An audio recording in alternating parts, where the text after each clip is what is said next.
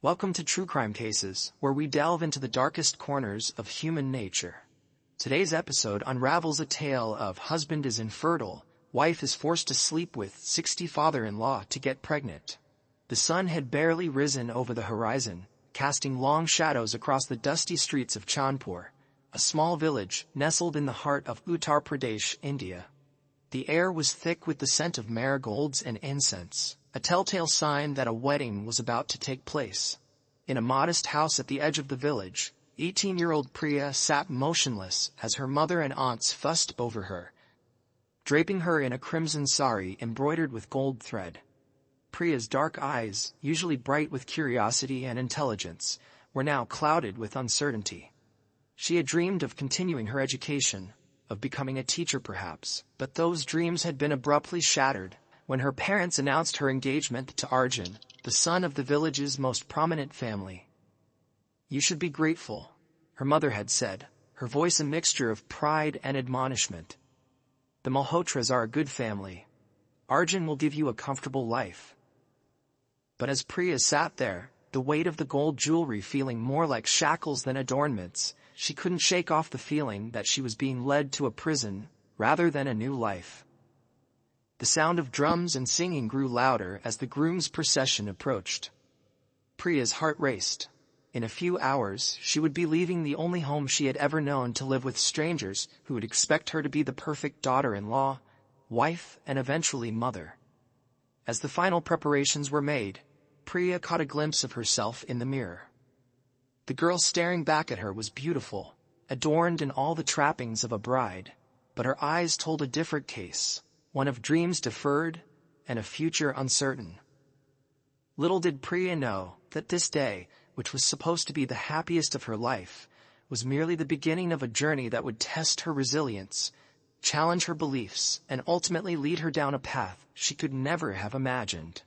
The Malhotra house stood imposingly at the center of Chandpur, its 2K structure a testament to the family's wealth and influence. As Priya crossed the threshold, led by her new husband Arjun, she felt the weight of expectations settle heavily on her shoulders. Arjun's mother, Savitri, a woman in her 50s with streaks of gray in her otherwise jet-black hair, greeted them with a critical eye. "Welcome, Bahu," she said, her tone more commanding than welcoming. "I hope you're ready to take on your duties as a Malhotra woman." Priya nodded silently, her eyes downcast as tradition dictated. She could feel the assessing gazes of her new family members. Arjun's father, Vikram, a man whose very presence seemed to demand respect, his younger sister Pooja, who offered Priya a small, sympathetic smile, and his older brother, Rahul, whose eyes held a hint of something Priya couldn't quite decipher. The first few weeks in the Malhotra household were a whirlwind of new routines and expectations. Priya woke before dawn to help Savitri in the kitchen, spent her days tending to household chores, and went to bed long after the rest of the family had retired. Arjun, while not unkind, remained distant, their interactions limited to brief conversations and awkward silences. As the days turned into weeks and weeks into months, Priya found herself longing for the companionship and understanding she had hoped to find in her marriage. But more than that, she yearned for the life she had left behind, the books she used to read, the dreams she used to nurture. One evening as Priya was clearing the dinner table, she overheard a conversation between Vikram and Savitri that made her blood run cold. "It's been 6 months, Vikram grumbled, his voice low but clear. "Where is our grandson?" Savitri sighed heavily. "Patience, husband. These things take time." "Time?" Vikram scoffed. "My father had 3 sons by the time he was Arjun's age. Perhaps we should have the boy checked by a doctor." Priya's hands trembled as she carried the dishes to the kitchen. She knew that in this world she now inhabited, a woman's worth was measured by her ability to bear children, particularly sons.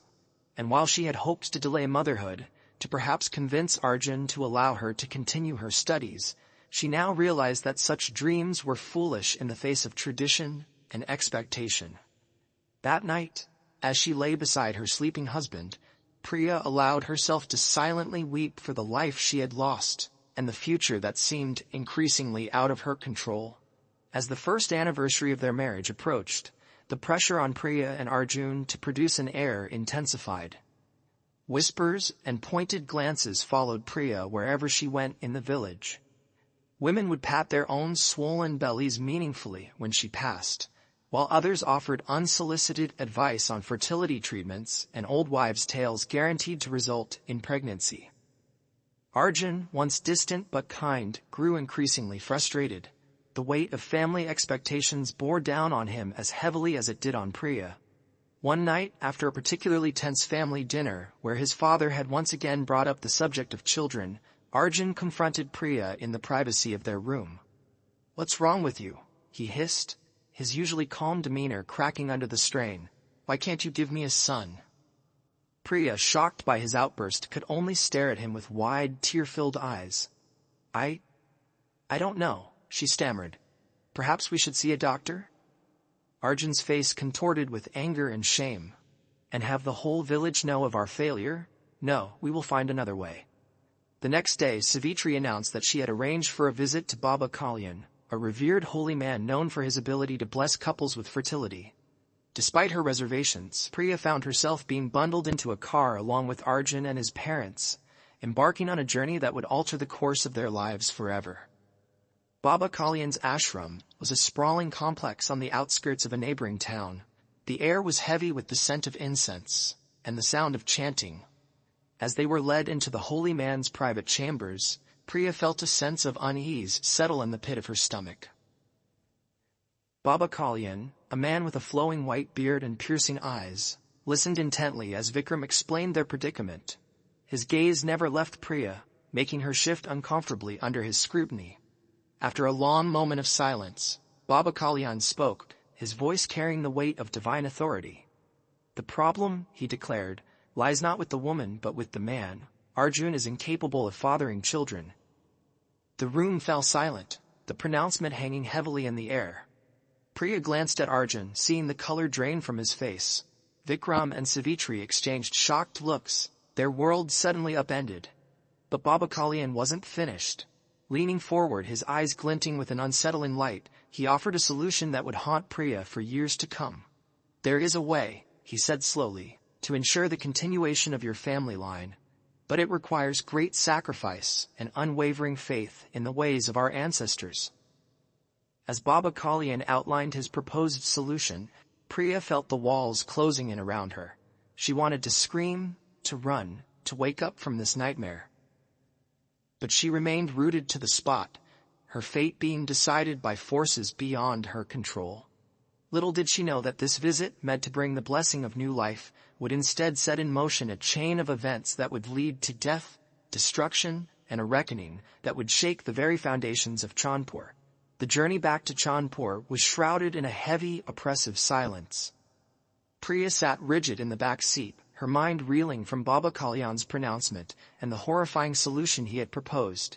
She stole glances at Arjun, who stared blankly out the window, his face a mask of shame and despair. As soon as they arrived home, Vikram called for a family meeting. The Malhotras gathered in the living room, the air thick with tension. Priya's heart pounded in her chest as Vikram recounted Baba Kalyan's words. "Arjun cannot father children," Vikram said, his voice tight with barely controlled anger. "But there's a way to continue our family line."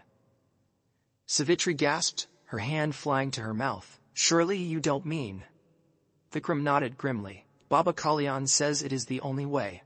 For the sake of our family, for the continuation of the Malhotra name, I must father a child with Priya." The room erupted into chaos. Arjun leapt to his feet, his face contorted with rage and humiliation. Pooja burst into tears, while Rahul sat in stunned silence. But it was Priya's reaction that silenced them all. "No," she said, her voice quiet but firm. "I won't do it. This is wrong." All eyes turned to her, a mixture of shock, anger, and in Arjun's case, a flicker of gratitude quickly extinguished by shame. Vikram's face darkened. "You have no choice in this matter, girl. This is about something larger than you or your feelings. This is about family, about duty, about preserving our lineage. But it's not right."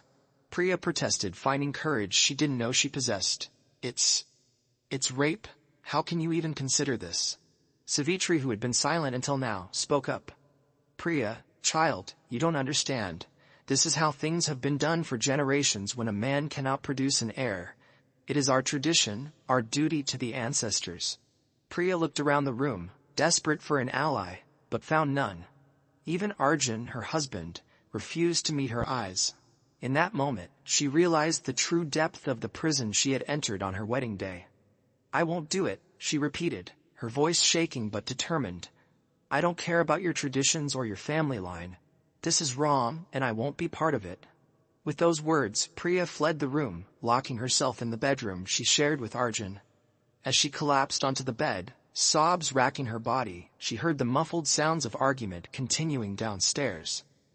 Little did Priya know that her defiance, born of desperation and a sense of injustice, had set in motion a series of events that would lead to tragedy, violence, and ultimately, a reckoning that would shake the foundations of not just the Malhotra family, but the entire village of Chandpur. The days following the family meeting were filled with a suffocating tension. Priya found herself isolated, shunned by the very people who were supposed to be her family. Arjun retreated into himself, spending long hours away from the house, unable to face the reality of his condition and the shame it brought upon him. Vikram and Savitri, however, were relentless. They alternated between cajoling and threatening, trying to wear down Priya's resistance. "Think of the family," Savitri would plead. "Think of your duty as a Malhotra woman." Vikram's approach was more direct. "You have no choice in this matter," he would growl. "You will do as you're told, or you'll find yourself back in that hovel you came from, disgraced and unwanted." But it was Rahul, Arjun's older brother, who proved to be the most insidious threat. Priya began to notice his lingering glances, the way he would brush against her in the narrow hallways of the house. One evening, as she was preparing dinner in the kitchen, Rahul cornered her. "You know, there's another solution," he murmured, his breath hot on her neck. "I could give you a child. No one would have to know." Priya recoiled, disgusted and terrified. "Get away from me," she hissed, brandishing a kitchen knife. "I'll scream if you touch me." Rahul backed away, his hands raised in mock surrender. "Think about it, Bobby," he said with a smirk. "It might be your only way out of this mess."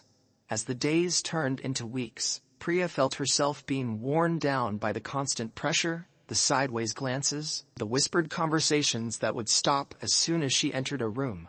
She began to withdraw into herself, speaking only when spoken to, going through the motions of her daily chores like a ghost haunting the halls of the Malhotra house. It was during this time that Priya found an unexpected ally in Pooja, Arjun's younger sister. One afternoon, as Priya sat alone in the garden, fighting back tears, Pooja approached her cautiously. "I'm sorry," Pooja whispered, sitting down beside her. "What they're asking of you, it's not right." Priya looked at her, surprised by this show of support. "Then why don't you say something?" she asked, a hint of bitterness in her voice. Pooja's eyes filled with tears. "I'm scared," she admitted. "Father, he can be cruel when he doesn't get his way. And Mother, she always takes his side. But I want you to know that you're not alone, if there's anything I can do to help." Priya reached out and squeezed Pooja's hand, grateful for this small kindness in the midst of her nightmare. "Thank you," she whispered. But even this moment of connection was short-lived. From the window of the house, Savitri watched the interaction with narrowed eyes, her lips pressed into a thin line of disapproval. That night, as Priya lay awake in bed, Arjun sleeping fitfully beside her, she made a decision. She couldn't stay in this house, in this life, any longer. She had to escape, to find a way out before it was too late. Little did Priya know that her decision, born of desperation and a fierce desire for freedom, would set in motion a chain of events that would lead to violence, tragedy, and a reckoning that would change the lives of everyone in the Malhotra household forever. As dawn broke over Chandpur, Priya's resolve strengthened. She had spent the night planning her escape, her mind racing with possibilities and fears. She knew she had to act fast before the family's plans could be put into motion. With trembling hands, she began to gather what few possessions she could call her own. A change of clothes, the small amount of money she had managed to save from the household allowance, and a locket containing a picture of her parents. As she stuffed these meager belongings into a small bag, she heard footsteps approaching the bedroom door. Panic gripped her as the door swung open, revealing Savitri's stern face. "What do you think you're doing?" she demanded, her eyes narrowing as she took in the scene before her. I was just... Priya stammered, her mind racing for an excuse. But Savitri was not fooled. With surprising speed for a woman her age, she crossed the room and snatched the bag from Priya's hands. "Did you really think you could just leave?" she hissed, her voice low and dangerous. "You belong to this family now. Your duty is here." "Please," Priya begged, tears welling in her eyes. "I can't do what you're asking of me. It's wrong. Let me go." Savitri's face hardened. "You ungrateful girl," she spat. "After everything we've done for you, this is how you repay us. By trying to run away like a thief in the night." The commotion had drawn the attention of the rest of the family. Vikram appeared in the doorway, his imposing figure filling the frame. Behind him, Arjun and Rahul peered in, their faces a mixture of curiosity and concern. "What's going on here?" Vikram demanded, his voice booming in the small room. Savitri turned to her husband, her eyes flashing with anger. "She was trying to run away," she said, holding up Priya's bag as evidence. "After everything we've done for her, this ungrateful girl was planning to abandon us." The fall was shorter than she had feared, but longer than she had hoped. She hit the ground hard, pain shooting up through her ankle. But there was no time to dwell on it. Gritting her teeth, Priya pulled herself to her feet and began to limp towards the back gate of the compound. She had just reached the gate when a voice froze her in her tracks. "And where do you think you're going?" Priya turned slowly, her heart sinking as she saw Rahul standing there, a malicious grin on his face. "Did you really think we'd leave you unguarded on a night like this?" he sneered, advancing towards her. Panic surged through Priya. She looked around desperately for a weapon, anything she could use to defend herself. Her eyes fell on a heavy brass dia lamp sitting on a nearby ledge. As Rahul reached for her, Priya grabbed the lamp and swung it with all her might. There was a sickening crunch as it connected with Rahul's temple. He staggered back, blood streaming down his face, before collapsing to the ground. For a moment, Priya stood there, frozen in shock at what she had done. Then, the sound of approaching footsteps snapped her back to reality. She turned and ran, ignoring the pain in her ankle, driven by pure adrenaline. She burst out onto the street, immediately engulfed by the sights and sounds of Diwali. Firecrackers exploded around her, filling the air with smoke and the acrid smell of gunpowder. Colored lights hung from every building, and the streets were filled with people in their festival best. Priya pushed her way through the crowd, her heart pounding in her ears.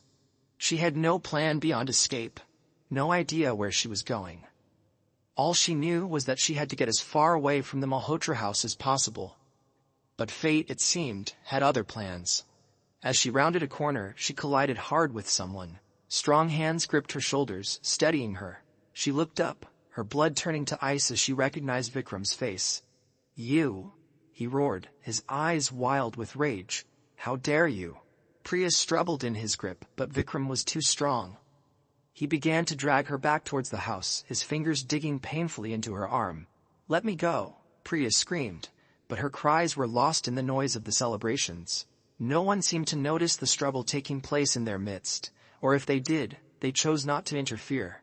As they neared the Malhotra house, Priya saw Savitri standing in the doorway, her face pale with shock. "What's happening?" she called out. Alone in the darkness, Priya sank to the floor, her body shaking with sobs. But as the initial shock and fear began to subside, a new emotion took hold. Anger. Anger at the injustice of her situation, at the cruelty of the family she had been forced to join, at the society that allowed such things to happen. As she sat there, her mind racing, Priya began to formulate a plan. She knew now that she couldn't rely on anyone else to save her. If she wanted to escape this nightmare, she would have to do it herself, no matter the cost.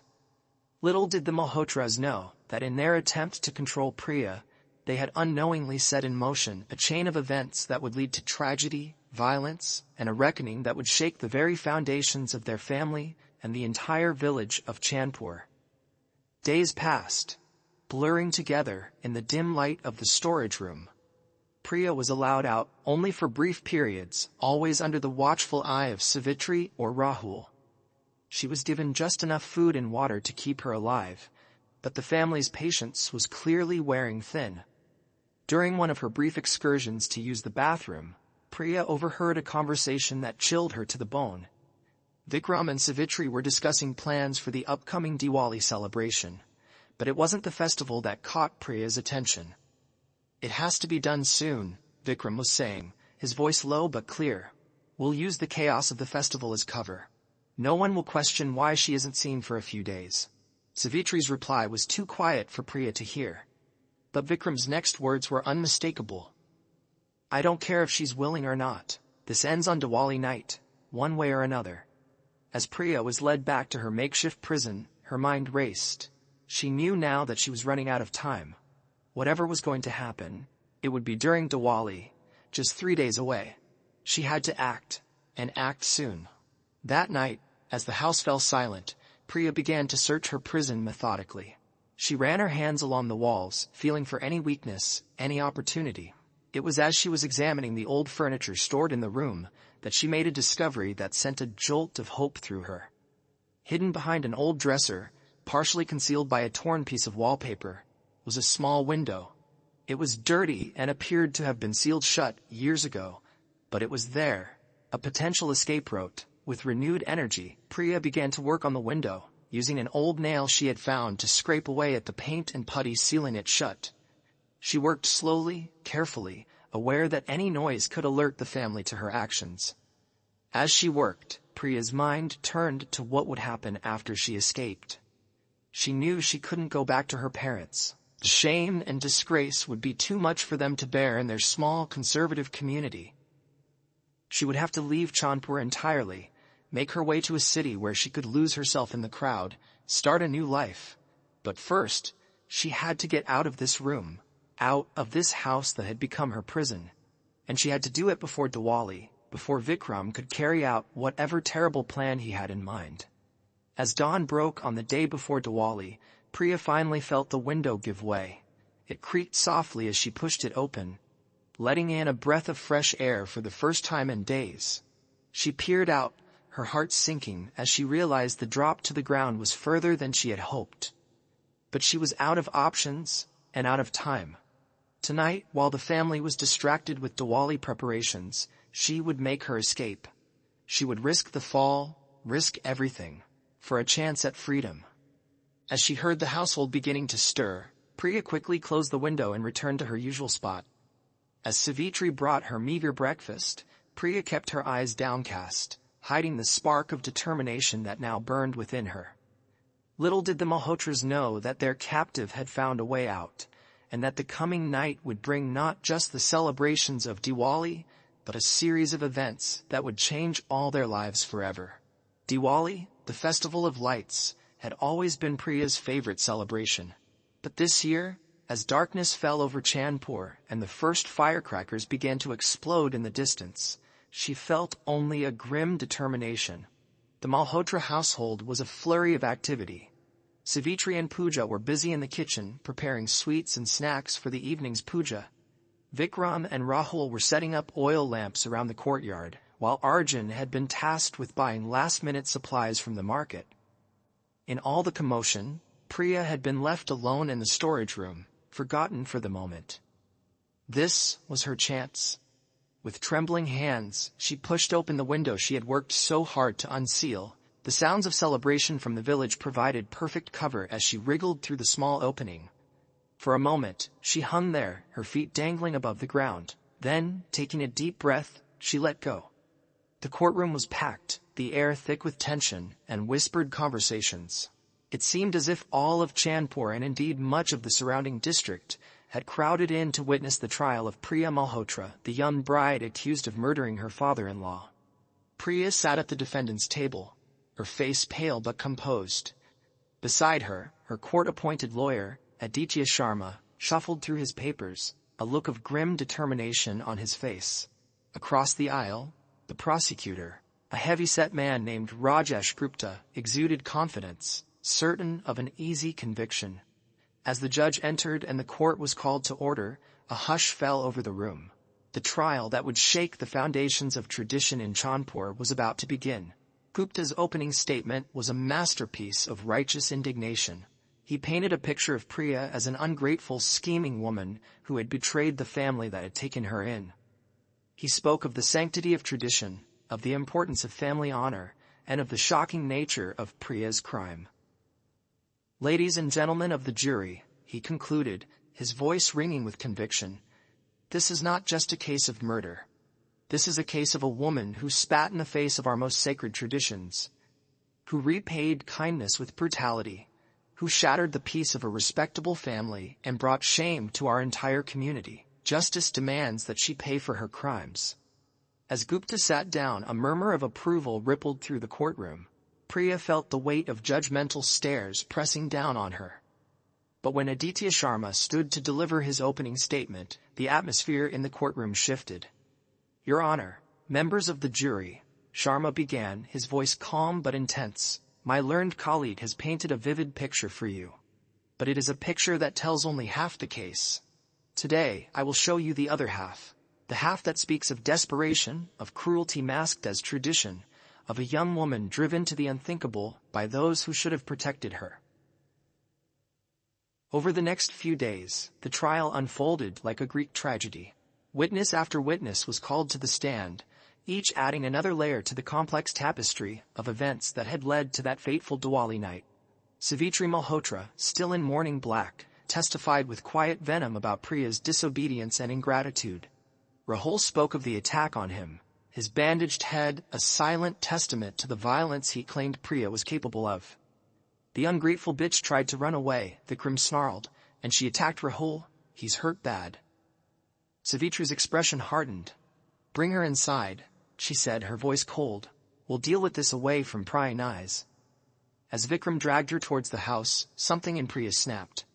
All the fear, all the anger, all the desperation of the past months crystallized into a single, burning point of defiance. With a strength born of desperation, she wrenched herself free from Vikram's grip. Before he could react, she darted past him, past a stunned Savitri, and into the house. She ran blindly, her mind focused on a single goal, the hunting rifle that she knew Vikram kept in his study. She had seen him cleaning it once, had noted its location even then, as if some part of her had known this moment would come. Behind her, she could hear Vikram's heavy footsteps, his enraged shouts. She reached the study just seconds before him, her hands closing around the cold metal of the rifle.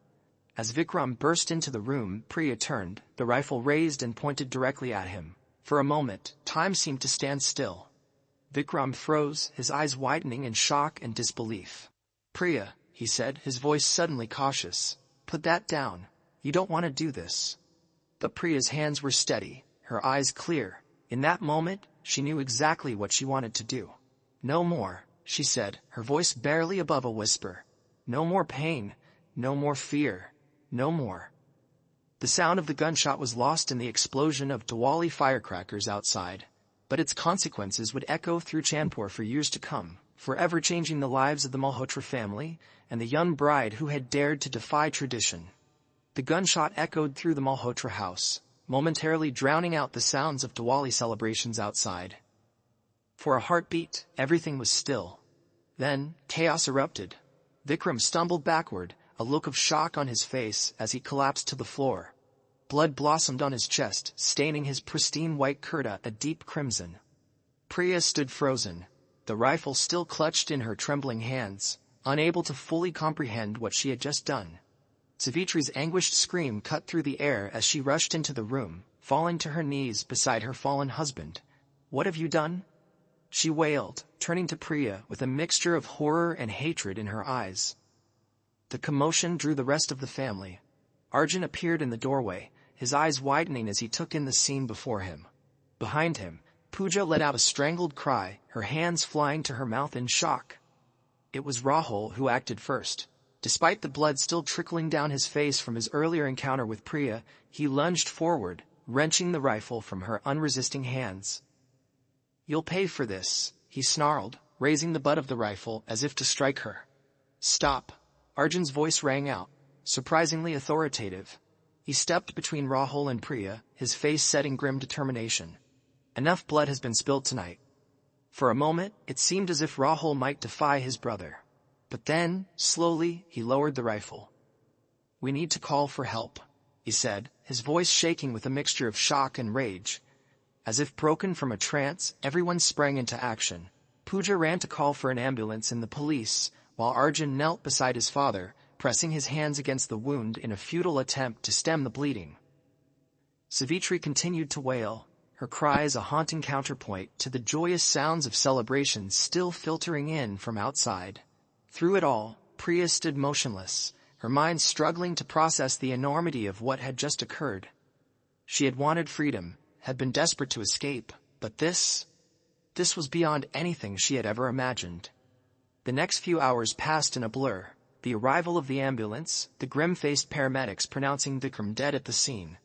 The police, their questions sharp and probing, their eyes full of judgment as they led Priya away in handcuffs. As dawn broke over Chandpur, the last of the Diwali lamps flickering out, the village was abuzz with the news. The respected Vikram Malhotra, dead, killed by his own daughter-in-law. It was a scandal unlike anything the sleepy village had ever seen. In the cold light of day, sitting in a sparse police cell, the full weight of her actions finally hit Priya. She had killed a man. In trying to escape one prison, she had condemned herself to another, far worse one. But even as despair threatened to overwhelm her, a small part of Priya refused to give up. She had acted out of desperation. Yes, but also out of a deep-seated need for justice. If she was to face judgment for her actions, then the truth, all of it, would have to come out. As she waited for her lawyer to arrive, Priya began to gather her thoughts, steeling herself for the battle ahead. She knew that in the eyes of the law, and in the court of public opinion, she was already condemned. But she was determined to make her voice heard, to expose the cruel traditions and familial pressure that had driven her to this desperate act. For Priya, the years in prison were a time of reflection and growth. She used the opportunity to further her education, earning a degree through a prison education program. She became an advocate for other women in similar situations, sharing her case and offering hope to those who felt trapped by tradition and circumstance. When Priya finally walked out of prison 5 years later, she emerged into a world that had changed in many ways because of her actions. The governmental inquiries sparked by her case had led to new laws strengthening women's rights and protections against domestic abuse. The practice of forced marriage had been officially outlawed, though it would take years for the law to be fully implemented in practice. Chandpur, too, had changed. The Malhotra family, their reputation in tatters, had left the village. Arjun, racked with guilt over his role in the events, had become an advocate for women's rights, working to challenge the patriarchal norms he had once unquestioningly accepted. As for Priya, she chose not to return to Chandpur. Instead, she moved to Delhi, where she began working with an NGO focused on educating and empowering rural women. Her case, once a scandal, had become a symbol of resistance against oppressive traditions. Yet even as she embraced her new life and purpose, Priya never forgot the cost of her freedom. The weight of Vikram's death would always be with her, a reminder of the desperate choices forced upon her by a system that valued tradition over human dignity. In the end, Priya's case became more than just a tale of one woman's struggle.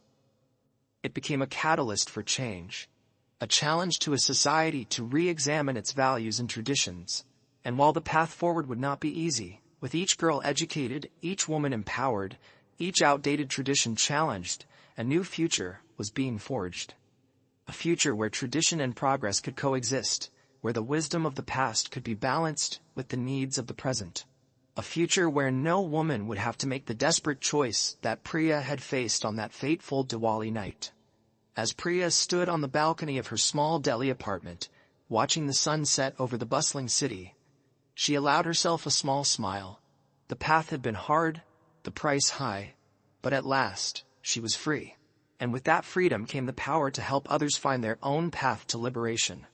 The case of Priya Malhotra, the bride who defied tradition, had become a legend.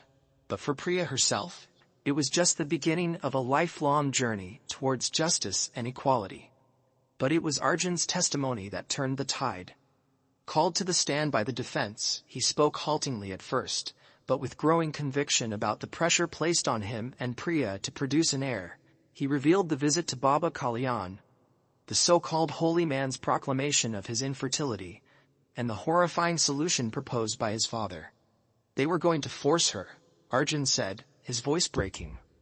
My father was going to rape her, all in the name of family honor and tradition.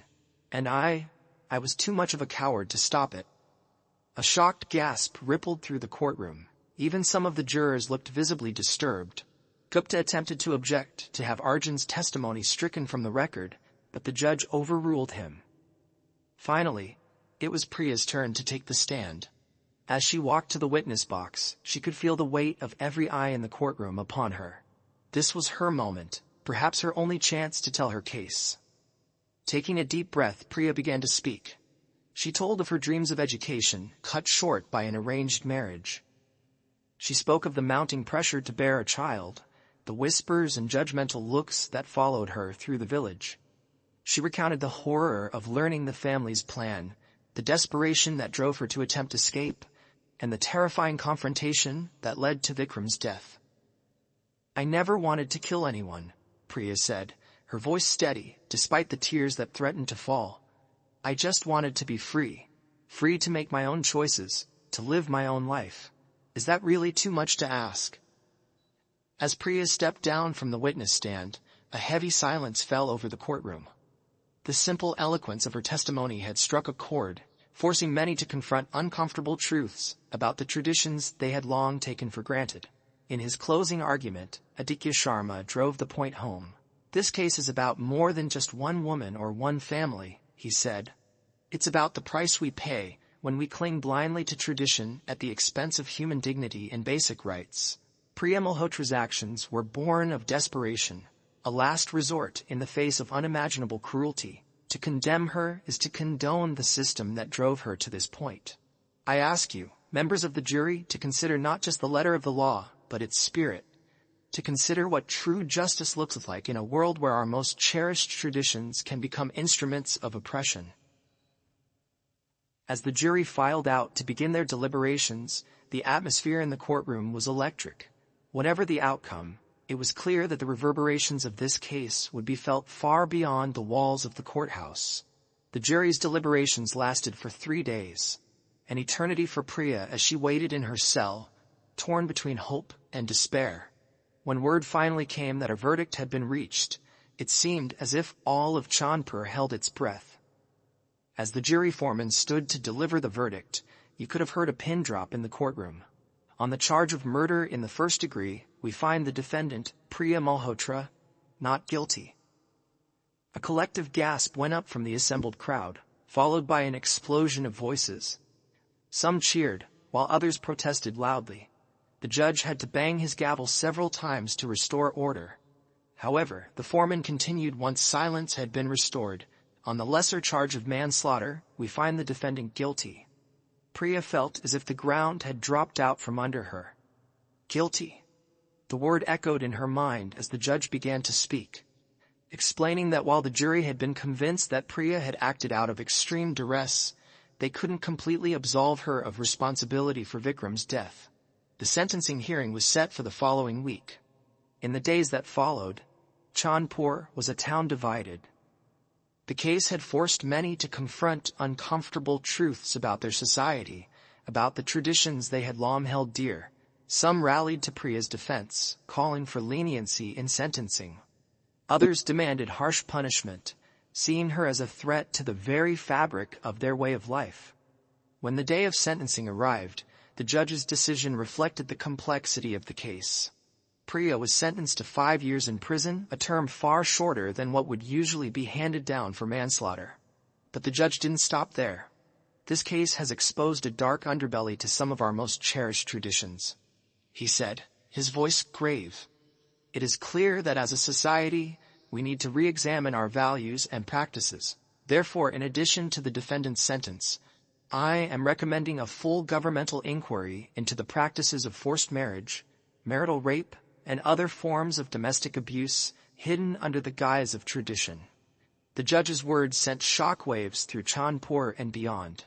In the weeks and months that followed, Priya's case became a rallying cry for women's rights activists across India. It sparked nationwide debates about the balance between tradition and individual rights, about the role of women in modern Indian society.